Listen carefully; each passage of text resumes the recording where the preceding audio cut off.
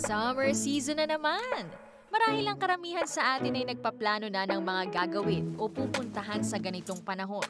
Ngunit dahil sa climate change, ang panahon ng tag-init, lalo pang painit ng painit. Kaya upang maiwasan ang anumang heat-related illnesses na hindi lang makakaapekto sa inyong planned vacation, kundi makakasama pa sa inyong kalusugan, ibabahagi namin sa inyo ang ilang tips upang mapanatiling cool ngayong summer season. Una, protektahan ang sarili sa araw. Mainam na huwag lumabas kapag mataas na ang araw, ngunit kung minsan ay hindi ito maiiwasan.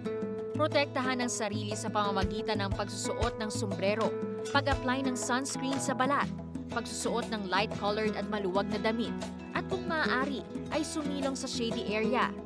Panatilihin ding cool ang iyong katawan. Malaking tulong ang malamig na shower o di kaya ibabad ang mga kamay at mga paa sa malamig na tubig. Kung nasa tahanan, isara ang mga bintana sa mga oras na pinakamainit upang mapanatili sa labas ang mainit na hangin.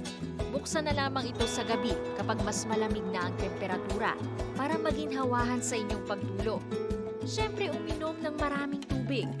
Dahil pinagpapawisan tayo sa mainit na panahon, kailangan ay mapalitan ng liquid na lumalabas sa ating katawan. Ito'y upang maiwasan ng dehydration at heat exhaustion. Iwasan din ang pag-inom ng alcohol at caffeine intake. Mayroon ding mga pagkain na makatutulong upang malamigan tayo. Kumain ng mga pagkain may mataas na water content, gaya ng strawberry, pipino, celery, at lechugas.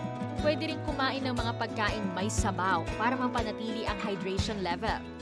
At kung may mga nakaschedule na physical activities, gaya ng outdoor exercise o paglalaro ng sports, mangyaring ischedule ito sa mga oras na hindi masyadong mataas ang araw at temperatura para maiwasan ng risk ng dehydration, heat exhaustion, at heat stroke.